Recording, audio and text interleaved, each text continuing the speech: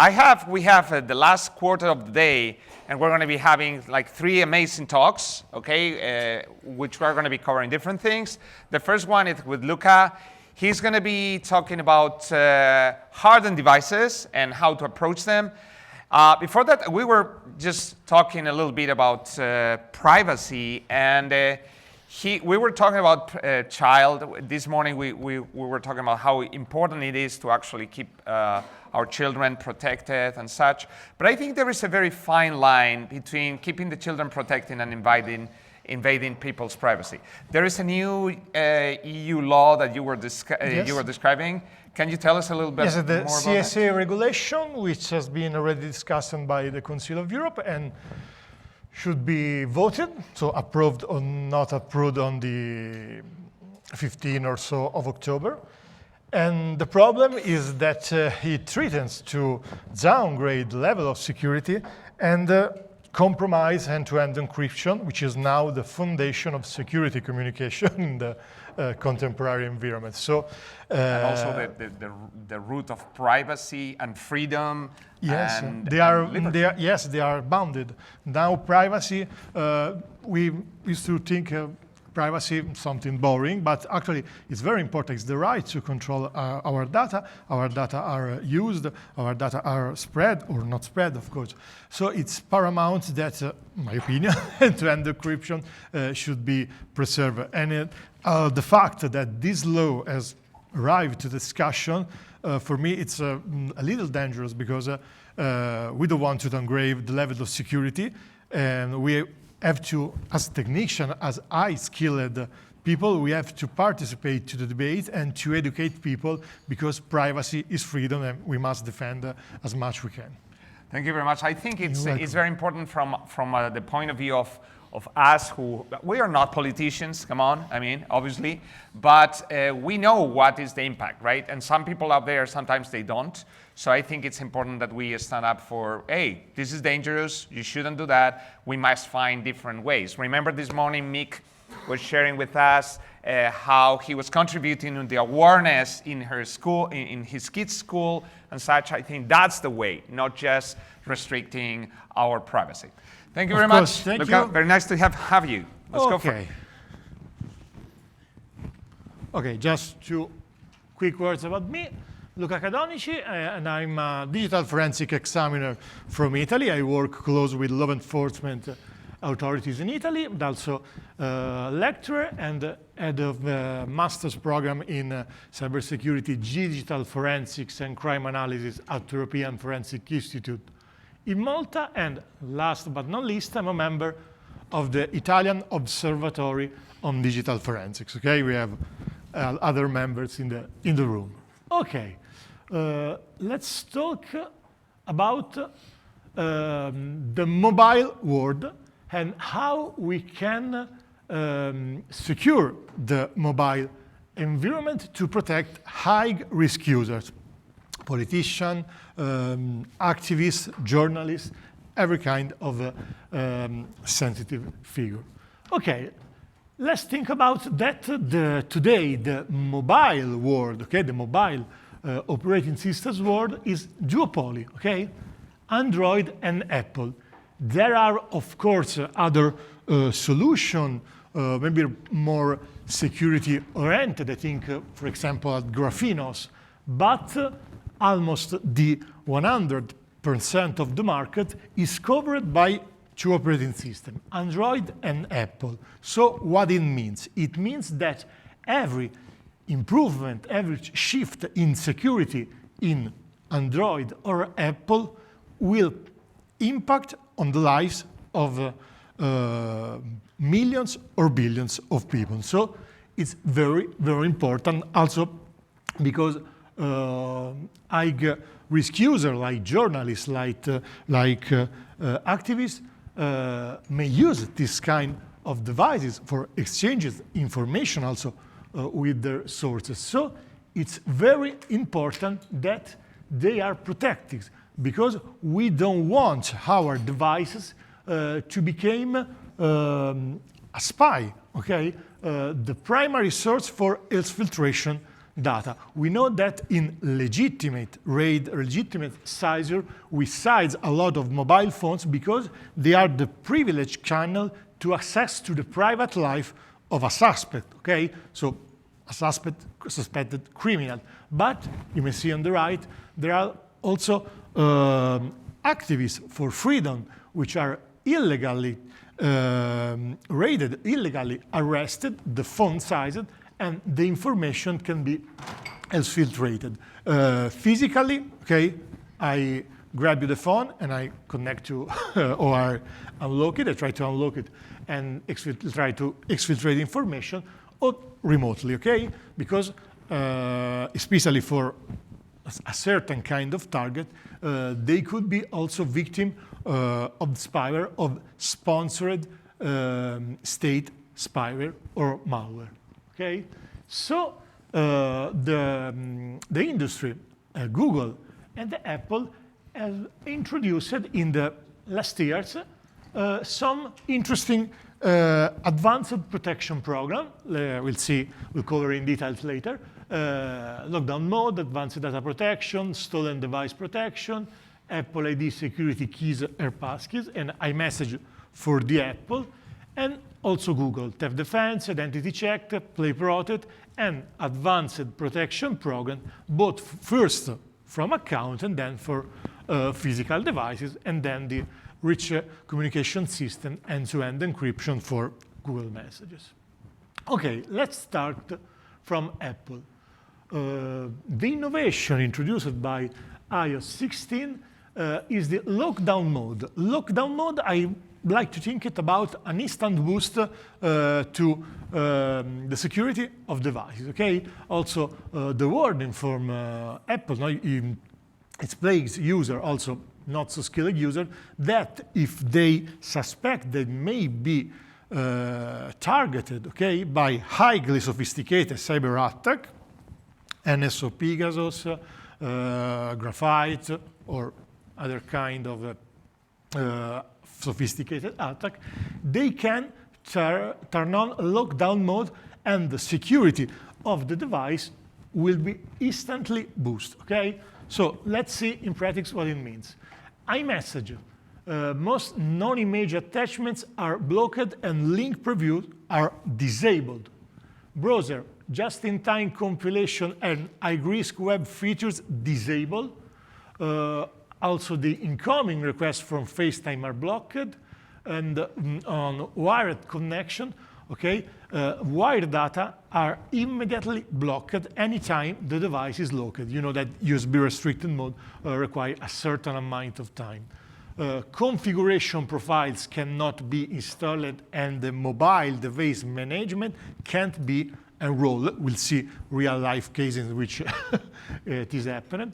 And user, at its own risk, can exempt specific app or Safari website from WebKit restriction. Of course, the more you're entering the yellow list, the more you downgrade the level of security. Also, the addition introduced with iOS 17 are interesting.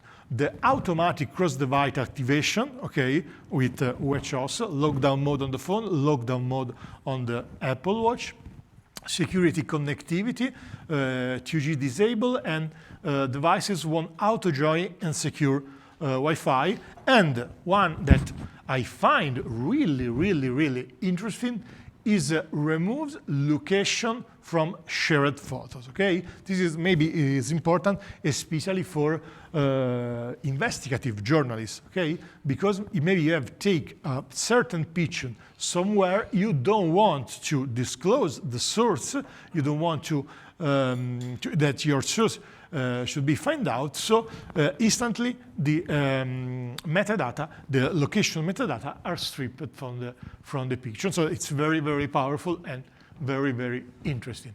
Okay, so let's see some real cases in which the lockdown mode security features could have been very useful. Do you know what is a watering goal attacks? It takes its name from the lion, which is waiting from the prey in the savannah, in the place that he knows that the prey will go. okay? The waterhole. So the attack, it's based on creating or finding a website, a certain website in which the target victim is likely to visit, and then compromise it and injecting malicious code. Okay, this happened with two APTs, Poison Carp and Evil Bamboo, targeting Tibetan and Uyghur minorities, okay? Creating fake websites, creating fake social network profiles. Okay, yes, let's meet on this website for Uyghur or Tibetan abroad. And then an attack was performed with remote code execution. If the just-in-time compilation have been removed using the lockdown mode, the attack could be countered. Okay, Pegasus, very very popular. Forced entry, it was based on iMessage zero-click via malicious PDF and JPEG. Okay, the format of the compressed images. So two crashes, one rendering PDF and the other on JPEG.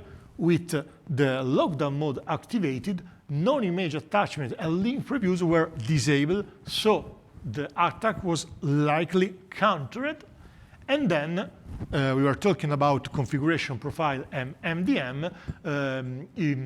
The Hermit spyware was enrolled using MDM and a fake version of TestFlight. TestFlight is an iOS app that lets user installing and experiencing beta version of application. Okay, so a fake TestFlight application was enrolled. Configuration profiles and MDM enrollment were allowed to the attacker, so the device became a spy in the hands of the attacker. Okay, lockdown mode tried to counter this before happening, but we were talking about end-to-end encryption. We want also a secure way to store our data, and Apple's since iOS 16.2 introduced the advanced data protection. You know that some features, FaceTime, iMessages, are already end-to-end encrypted by default, but you can extend it through messages backup, device backup, iCloud Drive, so all the files on the cloud, all the notes, so the photos, everyone is end-to-end encrypted if you use the advanced data protection. This was interesting because there has been a gap between the level of security of WhatsApp backup. What it means? It means that you already could end-to-end encrypted the backup on iCloud using the backup functionality, but the WhatsApp backup in the device backup on iCloud 2 were not end-to-end encrypted. Okay, now you can extend this kind of encryption, so the highest level in the Apple architecture, using advanced data protection. And the UK did not like it and asked Apple to create a way for accessing the end-to-end encrypted data on iCloud. Only for UK citizens? No, for everyone. What Apple has replied, in your opinion? No, we never built a backdoor. It was the same reply to FBI, if you remember the San Quentino shootings. Years ago, it was involved in iPhone 5C. And stopped the program, the Advanced Data Protection Program for UK users, is now in place. And they sue Apple, they sue UK authorities, and now they are on trial.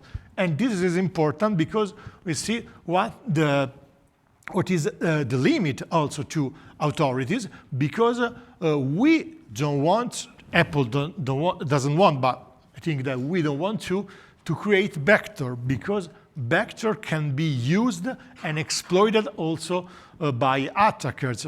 Americans know better because APT's Saltyphone exploited a vulnerability which were required by the American law in the network infrastructure and wiretapped high officials from the United States. Okay, another protection which is very popular between mobile forensic examiner is the stolen device protection. Okay, this is it relies on biometric authentication and security delays. Okay, so performing some kind of activity, you don't need only the code, but you need also the biometrical element. So if someone steals your iPhone and know the credential, no, maybe shoulder surfing or maybe note down somewhere, don't do it. You cannot perform some sensitive action, for example, changing the password for Apple ID, or also on 18.2, also the pairing with PC. And this is, or removing the backup password. This is a problem when it comes to forensic acquisition. And only very advanced tools at the moment can bypass the not trusted location. So it's very powerful and potentially can protect activists, journalists from illegal sizing of devices. Now we've seen something at the beginning. Okay. Another interesting thing is the contact key verification, okay? Because we don't want you to message it with not the right person, okay? This is very important because you know that SMS are vulnerable to spoofing, okay? A lot of smishing fraud, bank fraud. So you can check the verification code once, and then if the verification code has changed, you will receive an alert. And this could have prevented this kind of scam in Singapore, so quite in 2025, so really recent, okay? And spoofed Apple text tricks user into disabling iMessage protection, because iMessage has an anti-phishing protection. You cannot click or link received by unknown user. And this using spoofed iMessage, they convinced users to disable the anti-phishing protection. Okay, so it's an interesting feature that we should pay attention.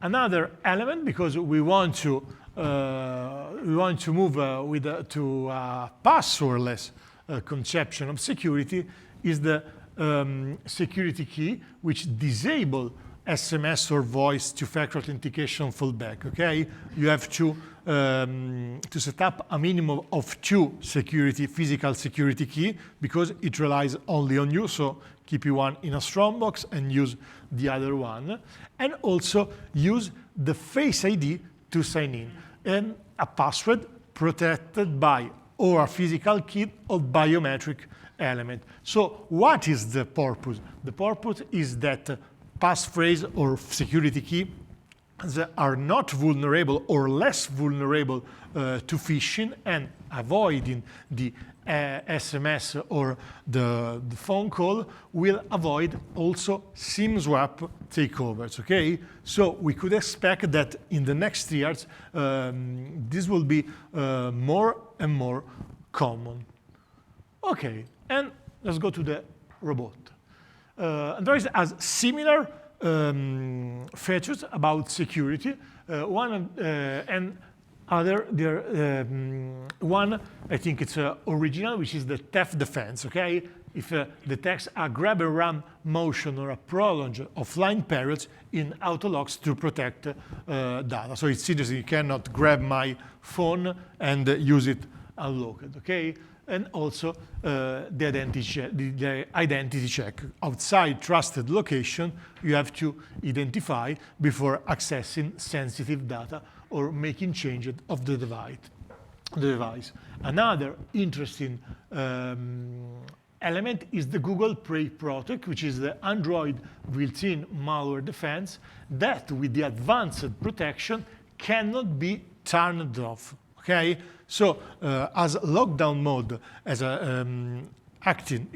acting like a boost for iOS, Google has a similar function, which is the Advanced Protection Program. Advanced Protection Program, which started on the cloud, okay, on the Google account, and it was the highest security level. You have to sign in using security keys, pass keys, not SMS, and blocks legacy IMAP apps, enable anti-phishing malware, okay? So a boost on the cloud part that now has been transferred also on the device, okay? You can enroll the Google Advanced Protection Programs, is similar to lockdown mode, and then you will have inactivity reboot, okay? Inactivity reboot is also very infamous in the mobile forensic examiner community because the device switched from the IFU after first unlock to the before first unlock state. Pay attention that in the IFU after first unlock, even the device is locked, okay? You can connect it to the most advanced solution on the market, and then you can get 90% on iOS and almost 100% of data on Android, okay? But if the device is seized and you wait for 72 hours, the phone will switch to before first unlock state, and this kind of activity is no more possible. USB protection is active, okay? The 2G network protection is enabled, and there is also a Chrome hardening, okay? Similar to the disabling or just-in-time compilation on iOS, okay? Other interesting measures are the Google messages, so enabling scam spam protection and warning about link from unknown senders. It was similar to iMessages. The theft defense is activated by default, and the Play Protect cannot be turned off, and it starts from unknown sources are blocked, and also memory tagging extension is enabled to mitigate memory corruption exploit like buffer overflow or use after free, okay? This is similar because we want to avoid side loading of malicious application, okay? Also, Apple has similar solution. Another interesting features, this is about messages. RCS is the rich communication system, so that the end-to-end encryption messages protection on Android, which is now supported in one-to-one, okay, RCS enabled, or in a chat where all the participants use Google Messages. If instead there will be a SMS fallback. And since iOS 18 is supported also for iOS devices, okay? Text messages, RCS, so you can message security and end-to-end encryption with an Android phone. Not using iMessage, it uses this kind of message, but it's an improvement because this communication, like Apple iMessages, are end-to-end encrypted. So what it means that the server doesn't store the keys. The private keys are stored only on the participant, on the endpoint devices, and the communication is at the highest level of security as possible. Okay, so it's very interesting and very important that everyone will switch to end-to-end encryption communication, okay? It should be the standard, okay? I am a little surprised that it is not already the standard for communication because it's the highest levels possible, and we want that our communication, but also the communication of children, okay, are protected from malicious actors.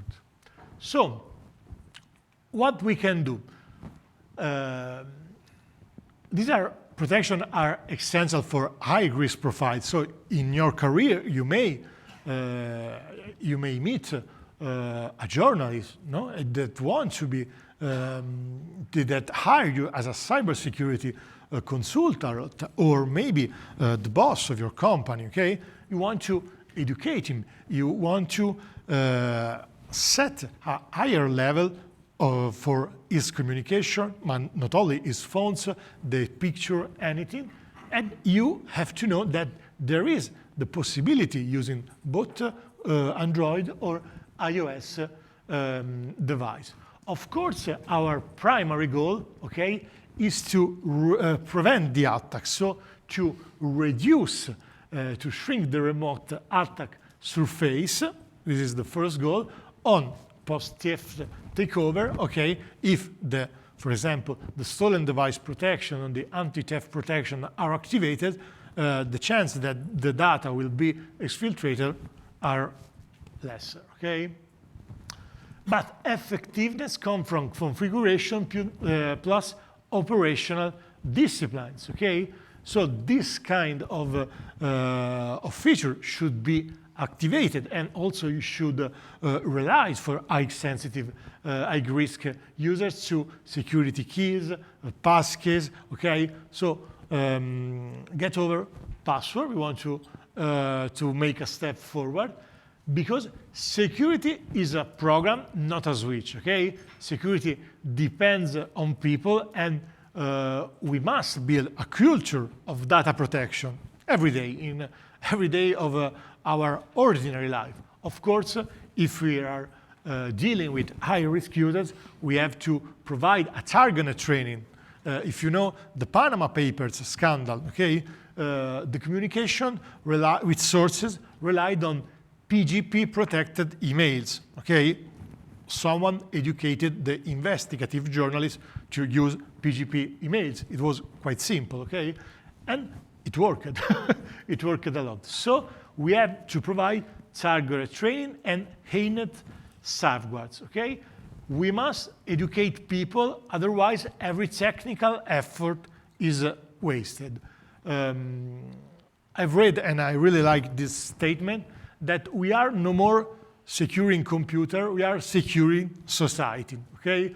Also, we are no more securing smartphone, we are securing society, and we are securing people. We must educate people, and for this, I count on you, every one of you in this room. Thank you.